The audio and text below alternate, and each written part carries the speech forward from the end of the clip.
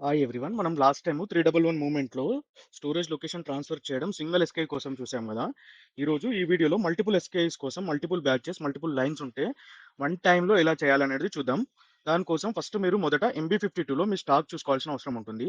Stock ఎళ్లి మీరు plant storage location ఏసి execute చేస్తే మీకు ఇట్లా స్టాక్ రావడం జరుగుతుంది. ఆర్‌బీఎఫ్‌జీలో ఇన్ని మెటీరియల్స్ ఇంత క్వాంటిటీ డిఫరెంట్ డిఫరెంట్ బ్యాచెస్‌లో ఉందన్నమాట.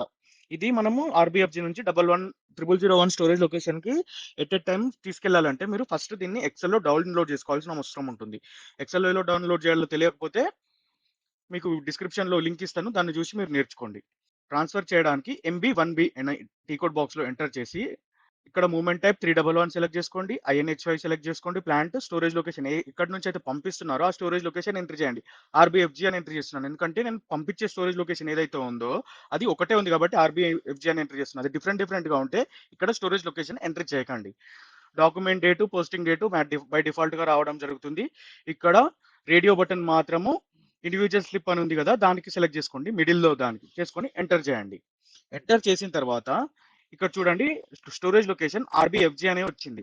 ఎందుకంటే మనం స్టార్టింగ్ లో ఆర్బిఎఫ్జి అని ఎంటర్ చేసినాం కాబట్టి ఇక్కడ ఆర్బిఎఫ్జి వచ్చింది. అక్కడ ఎంటర్ చేయలేదు అనుకోండి ఇక్కడ రాదు. అప్పుడు మనము మల్టిపుల్ లొకేషన్ లో నుంచి ఒక్క సింగిల్ లొకేషన్ కు మూవ్ చేస్తున్నాం అనుకోండి అప్పుడు ఇక్కడ మల్టిపుల్ లొకేషన్స్ ఎంటర్ చేసుకోవడానికి ఉంటుంది అనమాట.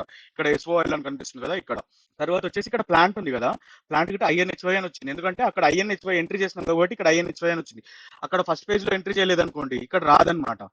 అప్పుడు మనం మల్టిపుల్ ప్లాన్స్ ఇక్కడ గిట్ట ఎంట్రీ చేసుకోవచ్చు అనమాట. వచ్చేసి రిసీవింగ్ లొకేషన్ 0001 అని వేస్తున్నాను. వేసేసిన తర్వాత ఇలా డ్రాప్ డౌన్ వస్తుంది. డ్రాప్ డౌన్ నుంచి మీ స్టోరేజ్ లొకేషన్ సెలెక్ట్ చేసుకోండి. మెటీరియల్ నంబర్స్ వేయాలి. ఇప్పుడు ఎన్ని మెటీరియల్స్ నంబర్స్ ఉన్నాయో అన్ని మెటీరియల్స్ నంబర్ వేయండి. నా డిస్ప్లేలో ఇప్పుడు 13 చూపిస్తుంది. మీరు 13 ఒకటేసారి పేజ్ చేయొచ్చు. నేను ఇప్పుడు 9 నంబర్స్ 001 లోకి మూవ్ చేయాలనుకుంటున్నాను కాబట్టి 9 పేజ్ చేశాను.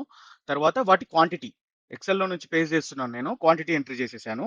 ఇక్కడ యూనిట్ ఆఫ్ మెజర్ మాత్రం బై డిఫాల్ట్ గా వస్తుంది. స్టోరేజ్ లొకేషన్ ఆల్రెడీ మనం ఫస్ట్ స్క్రీన్ లో ఎంట్రీ చేసాం కాబట్టి ఇది బై డిఫాల్ట్ గా వచ్చేసింది. ఇప్పుడు బ్యాచ్ ఎంట్రీ చేయాల్సిన అవసరం ఉంటుంది. బ్యాచ్ గిట్ట ఎంట్రీ చేసిన తర్వాత ఇవన్నీ ఉన్నాయి, నైన్ నైన్ లైన్స్ ఉన్నాయి కదా, ఎంటర్ చేస్తున్నాను చూడండి. ఎంటర్ చేస్తే ఇక్కడ నంబర్ 1 అని వచ్చింది. ఇక్కడ చూడండి కింద the receiving batch will be automatically sent. అంటే ఏదైతే రిసీవింగ్ బ్యాచ్ ఉందో అది ఆటోమేటిక్ వస్తుంది అనమాట. బై డిఫాల్ట్ మనం వేసిన batch, issue batch, receiving batch same ఉండాలి. లేకపోతే మళ్ళీ బ్యాచ్ లో తేడాలు వచ్చేస్తాయి. ఎంటర్ చేయండి చూడు, 9 టైమ్స్ ఎంటర్ చేయాల్సిన అవసరం ఉంటుంది.